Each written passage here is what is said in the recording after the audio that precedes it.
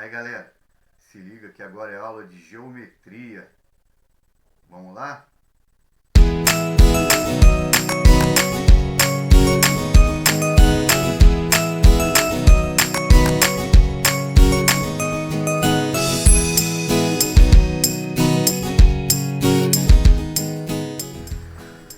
Olá, queridos amigos, estamos aqui novamente, certo? E agora para falar de cone.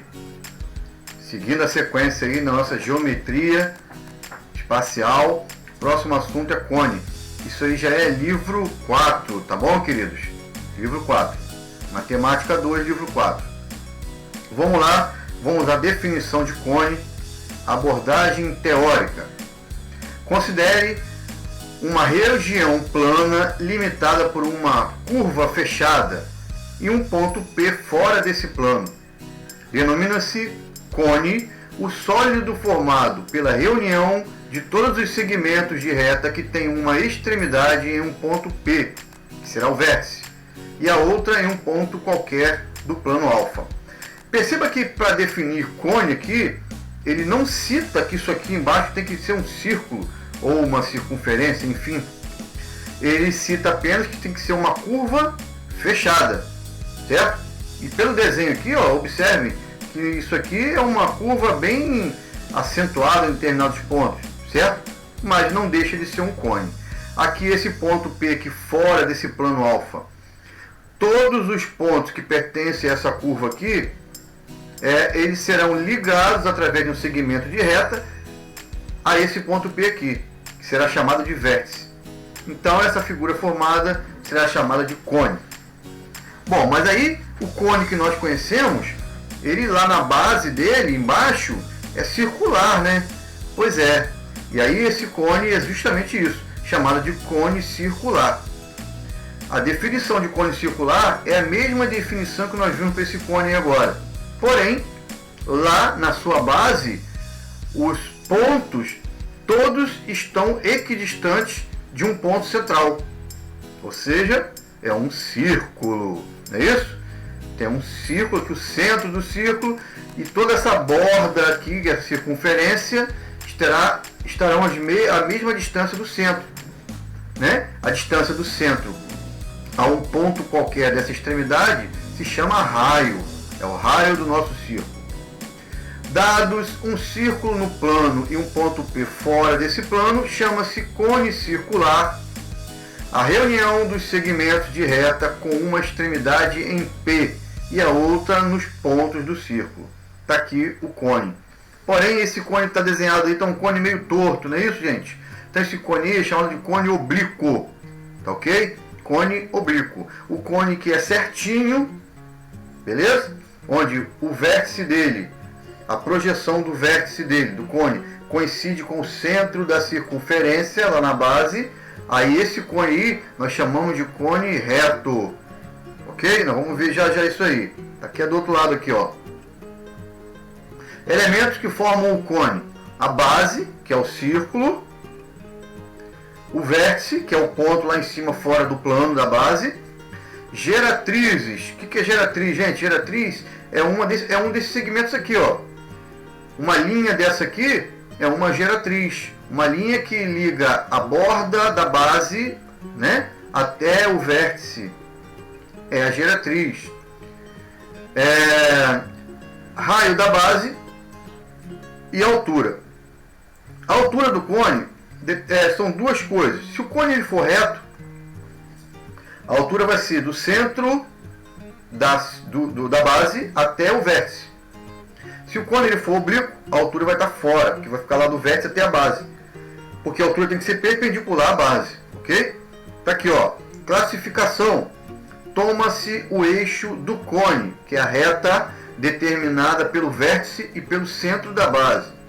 Pode-se classificar os cones deste modo: cone oblíquo, quando o eixo é oblíquo ao plano da base. Tá aqui, ó, ele é torto, tá vendo? Não é perpendicular. E cone reto, quando o eixo é perpendicular ao plano da base. Aqui, cone reto. O cone circular reto também é chamado de cone de revolução, pois é formado pela rotação de um triângulo retângulo por um de seus catetos.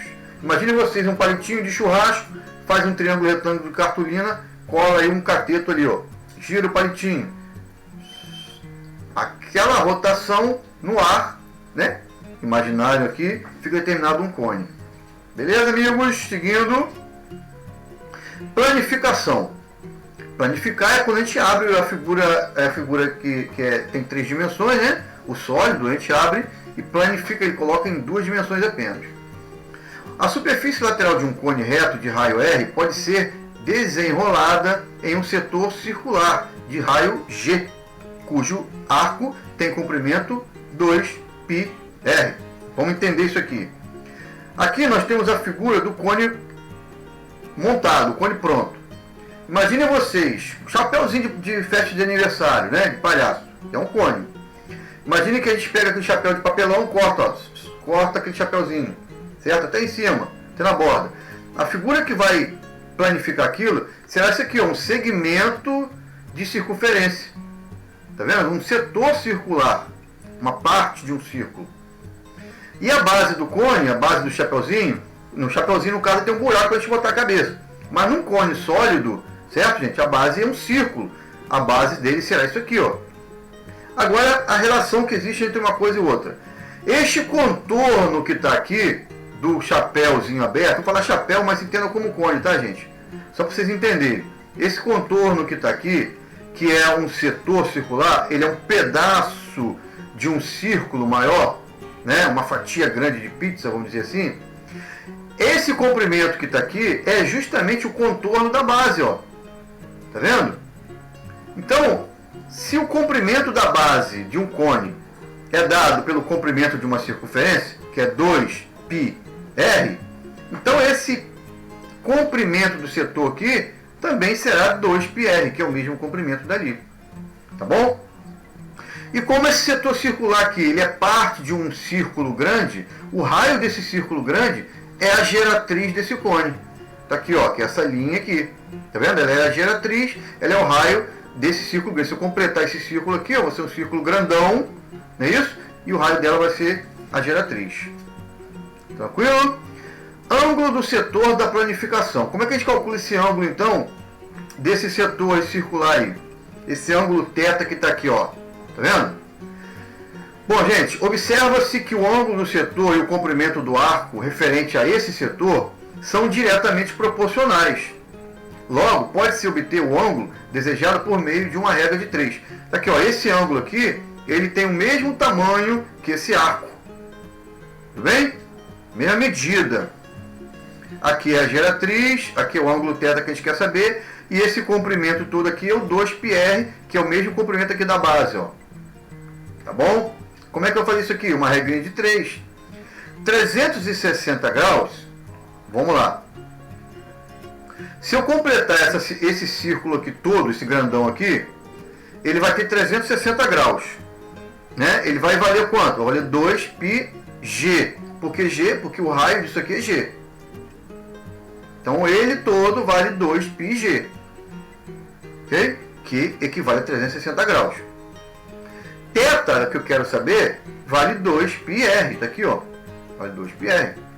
Fazendo o meio pelos extremos, θ vezes 2πg é igual a 360 vezes 2πr. Aí eu vou cortar o que é necessário aqui, corta π com π, corta 2 com 2. No final vai ficar θ igual a r, daqui, da base, sobre g, ou seja, o raio da base, sobre a geratriz, vezes 360. Esse é o valor do ângulo θ ali. Interessante, né? Então vamos continuar com o nosso estudo. Área lateral. Área lateral é a área desse setor circular aqui. Tá? Também é feito através de uma regra de 3. Beleza? Como que é feito isso? Bom, a área lateral está aqui, ó. A área lateral vai ser 2πr. Área lateral 2πr e πg ao quadrado. Por que πg ao quadrado, gente? Porque a área do setor circular, dessa circunferência toda, aqui, ó, toda ela vale a área de um círculo, né? πr ao quadrado, só que r aqui é g. Então a área dela é πg ao quadrado. Mas eu não quero tudo, eu só quero esse pedaço. Então eu faço uma regra de 3. área lateral está para 2πr, assim como πg ao quadrado, que é esse pedaço que eu quero, está para 2πg. Certo? E aí vai ficar como? Meio pelos extremos, a área lateral vai ser πr vezes g. E como que é feito o cálculo da área total de um cone? É a área da base mais a área lateral, né? A área total vai ser a área da base, a base não é um círculo, πr ao quadrado, mais a área lateral, πrg.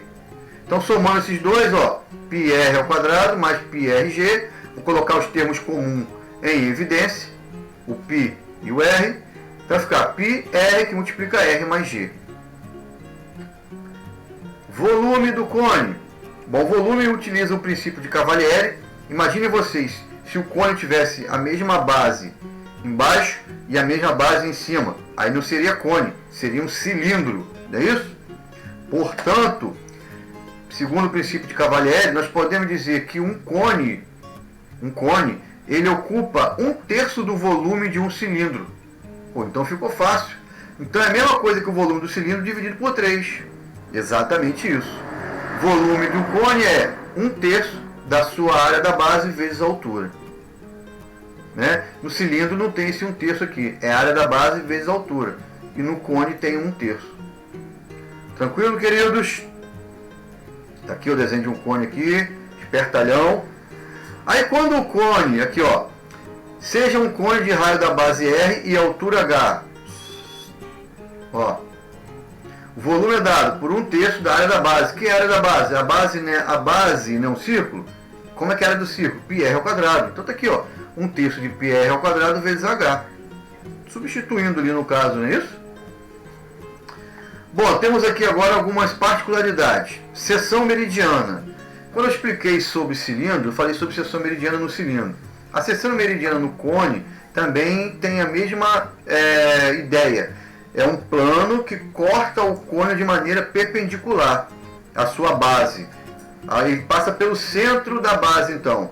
Então, por exemplo, aqui, ó, seção meridiana é a interseção do cone com um plano que contém o eixo. Observe que a seção meridiana de um cone circular reto é um triângulo isósceles. Ok? Triângulo isósceles. Por quê? Porque aqui mede a geratriz e lá de cá também mede a geratriz. E embaixo vale 2 vezes o raio, já que é o diâmetro. Não é isso? Beleza. E quando o cone é equilátero, o que eu quero dizer com isso? Quer dizer que a sua altura é igual ao seu diâmetro.